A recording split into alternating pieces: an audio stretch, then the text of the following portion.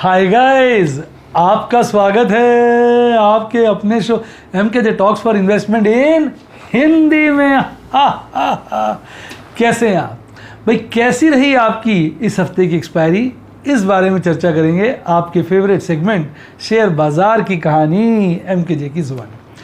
आप मुझे बताइए, आपका कैसा रहा ये हफ्ता? क्या आपने इंडेक्स ऑप्शन में काम किया था? क्या आज आपको मुनाफा हुआ या लॉस हुआ? मैं तो इंडेक्स ऑप्शन में काम करता नहीं, आपको मालूम है, और आज वीकली एक्सपायरी थी इंडेक्स ऑप्शन की। अपने प्रॉफिट और लॉस को नीचे कमेंट में बताएं।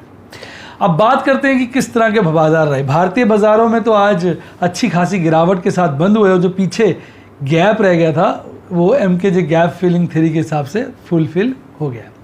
बात करते हैं अंतर्राष्ट्रीय बाजारों की, तो अंतर्राष्ट्रीय बाजारों में मिले जुले संकेत थे। बड़े दिनों के बाद आज हरियाली लौटी है थोड़ी सी अमरीकी बाजारों में। अब बात कर लेते हैं भारतीय बाजारों में अगर हम देखें और कैसा रहेगा आने वाला हफ्ता, क्योंकि अगला हफ्ता हमारा लास्ट हफ्ता है। अब इस मंथ की एक्सपायरी में केवल 5 दिन बचे हैं, तो बात करते हैं और समझते हैं कैसा क्या हो सकता है। देखिए, इस बात को अगर आप ध्यान से समझें चीज़ों को, तो आप देखेंगे कि भाई पीछे जो गैप छूटा था वो तो फिल हो गया, यानी उतनी गिरावट हो गई जिससे बाजार फिल हो गया। और मैंने पीछे बोला भी था कि मुझे उम्मीद है कि इंडेक्स जो है वो 14,900 के नीचे आना चाहिए, और ब्रॉड रेंज मैंने जो दी थी 15,250, थोड़ी उसमें भी नैरो, और 14,000 तक की, और उससे वाइड रेंज मैंने जो दी थी वो दी थी 15,500 के ऊपर और नीचे में 13,500। बाजार ऊपर की तरफ लगातार बढ़ रहा है। अब लास्ट हफ्ता है, पिछली बार भी बाजार ने गिरावट की, पिछले मंथ में भी गिरावट की हमें क्लोजिंग दी थी, तो हो सकता है बड़े समय से बाजार जो है ठंडी ठंडी क्लोजिंग दे रहा है, तो हो सकता है इस बार थोड़ा सा परिवर्तन है और बाजार तेज़ी की हमको एक्सपायरी दिखाए। बाकी बहुत सारे प्रश्न बच्चे पूछ रहे थे, कई बच्चे पूछ रहे थे सर ये MKJ गैप फिलिंग थ्योरी क्या है? देखिए, गैप फिलिंग थ्योरी एक साधारण थ्योरी है, बरसों से चली आ रही है, जिसमें माना जाता है कि अगर कहीं गैप रह जाता है इंडेक्स के कैंडल्स के ऊपर तो वो फेल हो जाता है। अब ये जनरल बात है, लिखी हुई है, इस पर कोई सटीक से विचार नहीं है। मैंने अपने एक्सपीरियंस से इस थ्योरी को डेली बेसिस पे अप्लाई किया है, और आप देखते हैं मैं इसकी सदा चर्चा करता रहता हूँ। जितनी मैं चर्चा करता हूँ हार्डली कोई करता होगा, और इसलिए मैंने उस थ्योरी को मॉडिफाई कर दिया अपने एक्सपीरियंस के हिसाब से, और उसको हमने कह दिया MKJ गैप फिलिंग थ्योरी। अब क्या है सटीक वे में MKJ गैप फिलिंग थ्योरी? पहली बात, ये जो थ्योरी है ये केवल इंडेक्स पे लगती है, इंडिविजुअल स्टॉक पे नहीं लगती। मेरे हिसाब से जो गैप फिलिंग का कॉन्सेप्ट है वो इंडेक्स पे लगता है, स्टॉक्स पे नहीं लगता। इसलिए स्टॉक्स पे आपने कभी भी नहीं देखी होगा मुझे, मैं गैप की बात करता हूँ। इंडेक्स में भी मेरा मानना है कि जो सबसे मेजर इंडेक्स है, जो डाइवर्सिफाइड इंडेक्स होता है, और हमारे केस में कौन सा हो गया, निफ्टी 50, उस पर ये बहुत सटीक लगती है। निफ्टी बैंक पे सटीक नहीं लगेगी क्योंकि वो बायस्ड है, उसमें केवल बैंकिंग सेक्टर है। तो जब डाइवर्सिफाइड इंडेक्स होता है और उसमें स्टॉक्स भी ज़्यादा होते हैं, वैसे सेंसेक्स में भी लगेगी, पर सेंसेक्स में 30 है और निफ्टी 50 में 50 है, इसलिए निफ्टी 50 इसके लिए बेस्ट है। सबसे डाइवर्सिफाइड, सबसे बढ़िया, सबसे सटीक इंडेक्स है निफ्टी 50। निफ्टी 50 की खूबी क्या है कि इसमें जो सिस्टमेटिक रिस्क है, अनसिस्टमेटिक रिस्क ऑलमोस्ट जीरो है। तो अनसिस्टमेटिक रिस्क होता है जो मतलब मार्केट रिस्क नहीं है, सिस्टमेटिक रिस्क मार्केट रिस्क। अभी मार्केट बढ़ेगी तो प्राइस बढ़ेगा, गिरेगी तो प्राइस गिरेगा। तो निफ्टी 50 मार्केट अपने आप में, तो निफ्टी 50 बढ़ेगा तो हम कहते हैं मार्केट बढ़ी, निफ्टी 50 गिरा है तो हम कहते हैं मार्केट गिरी है। रिलायंस के बढ़ने से थोड़ी कहते हैं मार्केट बढ़ी है। तो जब हम रिलायंस की बात करेंगे तो रिलायंस में सिस्टमेटिक रिस्क है, वो क्या कि अगर मार्केट गिरेगी तो रिलायंस भी गिर सकता है, मार्केट बढ़ेगी तो रिलायंस भी बढ़ेगा, पर उसके अलावा रिलायंस की अपनी खबरें भी उसके प्राइस को चेंज करेंगी। तो जब कोई ऐसी बात जो स्पेसिफिक हो उसको हम कहते हैं अनसिस्टमेटिक रिस्क, और सिस्टमेटिक है जो मार्केट का रिस्क जो पहले से नोन है। तो जो निफ्टी 50 है उसमें अनसिस्टमेटिक रिस्क बिल्कुल जीरो होता है, इसलिए उसमें MKJ गैप फिलिंग थ्योरी बिल्कुल परफेक्ट रहती है। तो आपने पहला ये समझा इसके मेन पॉइंट। अगला पॉइंट ये है कि देखिए MKJ गैप फिलिंग थ्योरी के अनुसार मेरा ये मानना है कि जितने भी निफ्टी 50 में गैप क्रिएट होते हैं उसमें से लगभग 50% से थोड़े ज़्यादा 1 महीने के अंदर फिल हो जाते हैं। 50% लगभग 1 महीने में फिल हो जाते हैं, 60% लगभग 3 महीने में फिल हो जाते हैं, 70 से 80% लगभग 6 महीने में फिल हो जाते हैं, और 80 से 90, 92, 95% कह लो 1 साल के अंदर फिल हो जाते हैं। और कुछ एक गैप रह सकते हैं 5-10% जो डिकेड्स में फिल हो, या एक आध गैप ऐसा रह सकता है जो फिल ही ना हो। ये बात समझ में आ गई। दूसरा, जब मैं बात करता हूँ एमकेजे गैप फिलिंग थ्योरी की, तो मेरा सारा का सारा ध्यान जो होता है वन डे चार्ट के ऊपर होता है। मैं इसमें वीकली चार्ट कंसीडर नहीं करता, मंथली चार्ट नहीं कंसीडर करता, वीकली चार्ट पे मैं मान के डेली चार्ट पे मैं मान के चलता हूँ एमकेजे गैप फिलिंग थ्योरी बिल्कुल सटीक सेट होती है। तो ये है एमकेजे गैप फिलिंग थ्योरी। मेरे व्हाट्सएप के स्टूडेंट्स पूछ रहे थे जिन्होंने भी नया ज्वाइन किया था, तो मैंने कहा भी आज की वीडियो में बता दूंगा और मैंने उसकी अच्छे से चर्चा कर दी। मज़ा आया तो ठोको लाइक और अपने विचार कमेंट में बताइए। आपको क्या लगता है एमकेजे गैप फिलिंग थ्योरी जो सिर्फ निफ्टी 50 की हम बात करते हैं, वन डे चार्ट पे बात करते हैं, जिसकी मैंने बातें करी, कितना % आपको लगता है, कितना विश्वास है आपको कि गैप छूटेगा तो फिल होगा ही होगा? कमेंट में ज़रूर बताएं। आइए अब बात करते हैं किसकी, बाजार में हलचल। शुरुआत करेंगे निफ्टी बैंक से और ये स्क्रीन रिकॉर्डिंग आ गई है। अब आप ध्यान से देखिए, आज निफ्टी बैंक जो है शुरुआत में स्टेबल रहा, लास्ट में फिसल गया। इस तरह से फिसला जैसे केले के छिलके में पैर पड़ता है और आदमी फिसलता है, बिल्कुल वैसे ही आखिरी क्षणों में फिसला। कल बाजार बंद हुआ था 33,685 पर, आज हल्की सी बिल्कुल बारीक सी गैप अप ओपनिंग लेता है 33,692 का, और आज का पीक 33,833 का शुरुआत में बना लेता है। उसके बाद थोड़ा गिरता है, फिर वहीं घूमता है, धीरे धीरे एक ढलान की तरफ ही रहता है और लास्ट में केले के छिलके पे ऐसा ही उसका पैर पड़ गया हो, ऐसे धड़ाम से गिरता है और एक बॉटम बनाता है 33,273 का। फिर हल्का से चढ़कर 33,334 पर बंद होता है। लगभग 350 पॉइंट गिरकर 1% से ज़्यादा की गिरावट के साथ मुंह झुकाता हुआ चुपचाप सा निकल लेता है। अगर आप इसको कैंडलस्टिक चार्ट पे देखेंगे तो इसमें भी आज लास्ट थर्ड यानी परसों और उससे पहली वाली कैंडल के बीच का जो गैप था आज पूरा कंप्लीट हो गया है, और आज की जो लोअर विक है उसने 50 डेज ईएमए को टच किया है। हालांकि कैंडल अभी भी मजबूती से ऊपर है। 3 दिन से कैंडल की जो स्टेयर्स हैं वो डाउन लेडर कैंडल बना रही है। अब मुझे लगता है बाजार या तो कल एक भारी करवट ले सकता है।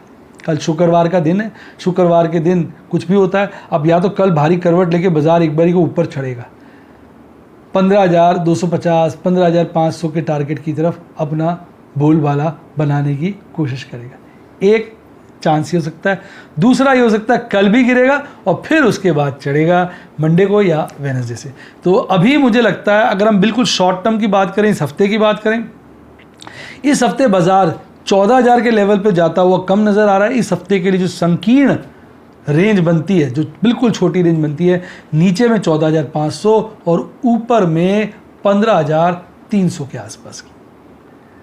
पर हमको ये नॉस्ट्रेडमस नहीं है जो 100% बोल देगी। मैं बात कर रहा हूँ निफ्टी 50 की। अभी तो बात देख रहे थे निफ्टी बैंक की, पर मैंने चर्चा निफ्टी 50 कर दी क्योंकि मेरे बैक एंड में सदा निफ्टी 50 रहता है। तो अभी यही डिस्कशन वहाँ भी कैरी फॉरवर्ड कर लेंगे। तो ओवरऑल आज चार्ट पे जो है गिरावट खासी हुई है, कल बाजार बढ़ भी सकता है।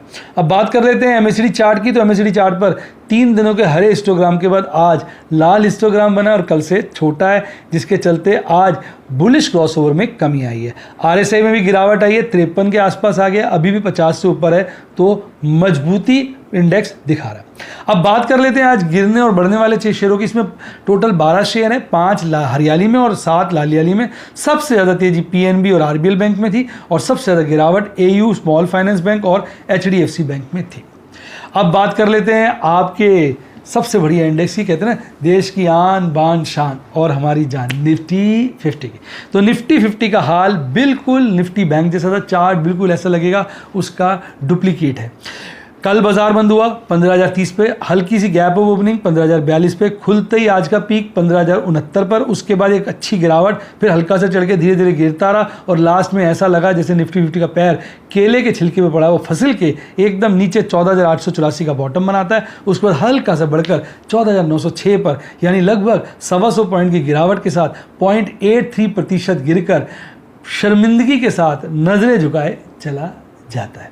अब सबसे अच्छी बात है, जो गैप रह गया था परसों और उससे पहली वाली कैंडल का, आज फुल टॉस फिल हुआ है और आप देखेंगे आज की क्लोजिंग जो है परसों से जो पहली वाली कैंडल है उसकी क्लोजिंग के लगभग बराबर है, और विक जो है नीचे आ गई। दोनों की आप देखेंगे बड़ा कमाल का आज चार्ट बना है।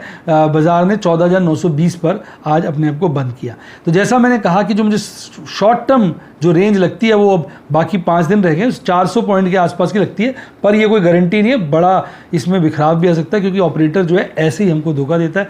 पर अब अगर हम मोटा मोटा कहें तो नीचे में अभी 14,500 बड़ा कंफर्टेबली लगता है बाजार अचीव कर सकता है, और ऊपर में 14,350 कह लीजिए, 15,300 या 15,350 कह लीजिए, बड़ा कंफर्टेबली अचीव कर सकता है। बाजार के लिए ऐसा जैसे हाथ पकड़ के उसे पकड़ सकता है। हफ्ता बचा है, इसमें कोई ना कोई कमाल होना चाहिए, बाकी बाजार में कमाल होगा तभी तो धमाल होगा, तभी तो हमें मज़ा आएगा। आइए बात करते हैं एमएससीडी चार्ट पर। तो एमएससीडी चार्ट पे भी वही बात है, 3 दिन हरे हिस्टोग्राम के बाद आज लाल हिस्टोग्राम बना है जो कल से छोटा है, जिसके चलते बुलिश क्रॉसओवर की जो गैप है उसमें कमी आई है, यानी बुलिश क्रॉसओवर कमज़ोर पड़ा है, हल्का ही कमज़ोर पड़ा है, ज़्यादा कमज़ोर नहीं पड़ा अभी। अब बात कर लेते हैं आरएसआई पे। तो आरएसआई 54 के आसपास है, यानी ओवरऑल 50 से ऊपर है, सही है, बढ़िया है। अब देखते हैं आने वाला वक्त क्या होगा। देखिए कई बार बच्चे मेरे से बोलते हैं सर आप सटीक बताओ ना बाजार बढ़ेगा या घटेगा। ऐसा नहीं होता बेटा, अगर मैं सटीक बताऊंगा ना तो हम एक तरफ का सोच के बायस हो जाएंगे तो हमारा को अगर बाजार उल्टा पड़ गया तो भारी नुकसान होगा। हम दोनों तरह की संभावनाओं को लेके चलेंगे, दोनों तरफ की बातों को मान के चलेंगे तो हमारे काम करने की रणनीति बेटर रहेगी, उसमें हमारा अच्छा इन्वेस्टमेंट रहेगा, हमें दोनों तरफ काम करने का मौका मिलेगा और रोज़ हम अपना मुंह मीठा करते रहेंगे। आज का भी ठीक ठाक सा प्रॉफिट है जिसकी चर्चा करेंगे एमकेजे स्टूडेंट टॉक्स में। आइए बात करते हैं टॉप के बॉटम के शेयरों की। आज धमाल मचाने वाले शेयरों में सबसे आगे था M&M, उसके बाद सिप्ला, BPCL, इंडसइंड बैंक और टाइटन कंपनी। और गिरने वाले शेयरों में सबसे आगे आज मेटल के कमोडिटी स्टॉक्स थे, Tata steel, Hindalco, coal India, Britannia, ONGC। Tata steel ने आज हद कर दिया, 5% गिरा था, आज हमने इसमें खूब दबा के काम किया। आइए अब बात करते हैं आपके प्यारे राज दुलारे ऑप्शन चेन एनालिसिस की। ऑप्शन चेन एनालिसिस में एक बड़ा भयंकर बदलाव आया जिसके चलते अगर आप देखेंगे 15,000 के लेवल पे कॉल का ओपन इंटरेस्ट बेधड़के बढ़ा है। 15,500 के लिए 15,500 पे भी बढ़ा है, 16,000 पे भी बढ़ा है, इवन 14,000 पे भी, 14,800 पे भी ठीक ठाक सा ओपन इंटरेस्ट बढ़ा है। यानी कॉल का ओपन इंटरेस्ट 14,800 ऑनवर्ड बढ़ा है। पुट की बात करें तो पुट में भी अजीब सी कमाल है, उसका 16,000 तक इंडेक्स आप देखेंगे ओपन इंटरेस्ट बढ़ा है। इसलिए मैंने कहा ना बाजार जरा इस वक्त थोड़ा सा हमें कंफ्यूज सा कर रहा है, इसलिए मैंने जो रेंज आपको दोनों तरफ की बता के चलाऊं कि भाई बाजार इस वक्त खतरनाक हो रहा है। 14,500 पर एक ठीक ठाक सा ओपन इंटरेस्ट है 20 लाख का, वहाँ पर गिरावट देखने को मिली है। 14,800 पे खासा बढ़ा है। तो अभी कल परसों की बात करें तो बाजार जो है एक छोटी रेंज 14,800 और 15,000 के बीच में फंसा हुआ है, लेकिन बाजार इस रेंज को काटेगा क्योंकि जब तक ऑपरेटर गेम नहीं बनाएगा लोगों को मज़ा नहीं आएगा। तो ये नीचे में 14,800, ऊपर में 15,000, दोनों बड़े मजबूत हैं। 15,000 पे कॉल, 14,800 पे पुट, इनमें से एक लेवल कल जरूर न जरूर कटेगा और हो सकता है कोई भारी चेंज भी कल हमें देखने को मिले। फ्राइडे है, थर्सडे के बाद फ्राइडे में भयंकर कांड होने की संभावना बनी रहती है। आइए बात करते हैं FIDIs की। देखिए बिकवाली का जोर जारी है, बीच बीच में खरीदारी नजर आती है पर खरीदारी में इतनी पकड़ नहीं है। आज अगर आप FIs की बात करेंगे, कल उन्होंने 700 करोड़ का माल बेचा, नेट बिकवाली करी। आज क्या खरीदा? कुछ भी नहीं, 71 करोड़ का, 71 करोड़। ये तो ऊंट के मुंह में क्या हुआ जीरा। DIs की बात करें तो कल और आज में अच्छी खासी बिकवाली, कल भी 850 करोड़ से ऊपर की और आज भी 850 यानी 850 करोड़ से ऊपर की नेट बिकवाली करी, जिसके चलते कल 1550 करोड़ की नेट बिकवाली आई थी और आज 800 करोड़ से ज़्यादा, 800 करोड़ से ज़्यादा की नेट बिकवाली। ओवरऑल अगर आप देखेंगे FIs DIs का झुकाव बिकवाली पर है। बिकवाली का माहौल बना रहा तो बाजार और गिर सकता है और अगर इन्होंने पलटी मारी तो बाजार चढ़ सकता है। बाकी इस वोलेटिलिटी में इंस्टीट्यूशनल इन्वेस्टर्स मैक्सिमम मजा करते हैं, वो ज़रूर पोजीशनें बदलते रहते हैं। हमने भी उन्हीं की तरह अपनी पोजीशनों को बदलते रहना है। आइए अब बात करते हैं आपके सबसे फेवरेट सेगमेंट की और वो क्या है? MKJ student talks. तो प्रभु के आशीर्वाद से, प्रभु की आज्ञा से, आपकी शुभकामनाओं से आज मीडियम लेवल का MKJ TPS स्ट्रेटजी के चलते, टारगेट प्रॉफिट स्ट्रेटजी के चलते हमने अपना टारगेट अचीव किया और 53,300 का मुनाफा कमाया। आज का मेन प्रॉफिट ओपल के एक बहुत भयंकर ट्रेड से हुआ, वो था इंडसइंड की पुट जो मैंने स्क्वायर ऑफ करी, जिसमें 41,310 का बड़ा मुनाफा हुआ। और उसके बाद दूसरा जो प्रॉफिट का एक्सक्लूसिव हुआ वो प्लैटिनम और रूबी का था 10,500 का, और एमराल्ड और सफायर का था 1500 के आसपास का। तो जिसके चलते ओपल एंड बेरिल वालों को सबसे ज़्यादा लाइव डेमोन्स्ट्रेशन देखने को मिले 53,300 के, followed by platinum and Ruby 11,990 के, followed by emerald and sapphire 1,500 रुपये के। बच्चों की फरमाइश थी कि सर आप थोड़े पुट और शेयर करिए, हमें पुट में एंटर करना होता है, ऑप्शन ट्रेड्स में एंटर करना होता है, तो हमें लाइव डेमोन्स्ट्रेशन आपके चाहिए, जिसके चलते हमें और मज़ा आए और हम भी उससे प्रेरणा लेके कार्य कर सके। जिसके चलते मैंने आपकी रिक्वेस्ट को प्रभु के आशीर्वाद से उसको स्वीकारा, जिसके चलते मैंने कुछ फंड्स और ऐड किए और आपको आने वाले वक्त में और ज़्यादा अच्छे बढ़िया ट्रेड्स देखने को मिलेंगे। और अगर आप भी इन ट्रेड्स के मज़े लेना चाहें, लाइव डेमोन्स्ट्रेशंस देखना चाहें, वीडियो के द्वारा सब कुछ सीखना चाहें, तो सब्सक्राइब के साथ का ज्वाइन बटन आ रहा है, उसे ठोक दें। आइए मैं एक नज़र आपको दिलवा देता हूँ आज के जो मैंने प्रॉफिट बुकिंग करी। सबसे ज़बरदस्त मुनाफा इंडसइंड बैंक का था। इसकी 2 पुटें बिकी हुई थी, एक पुट मैंने स्क्वायर ऑफ करी जो बहुत अच्छे प्रीमियम बेची हुई थी, जिस पे मुझे लगभग 41,310 का मुनाफा हुआ।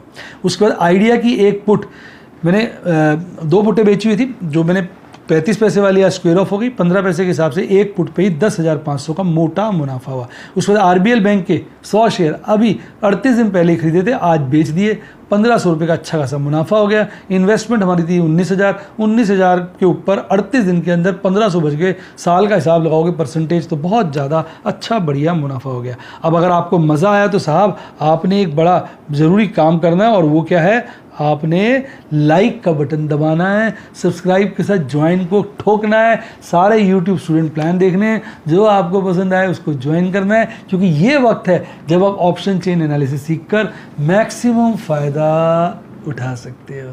इसके अलावा अगर आप व्हाट्सएप के स्टूडेंट बनना चाहें तो नंबर है 7011-323-077 7011-323-077, डिस्क्रिप्शन बॉक्स में भी दिया हुआ है। इसके अलावा अच्छी किताबें पढ़नी हो, लिंक डिस्क्रिप्शन बॉक्स में। इसके अलावा बढ़िया डीमैट अकाउंट जरूर होना चाहिए, लिंक डिस्क्रिप्शन बॉक्स में, उसी से खुलवाइए साहब। प्रभु ने चाहा तो प्रभु का आशीर्वाद रहेगा और आपके नोट बरसेंगे।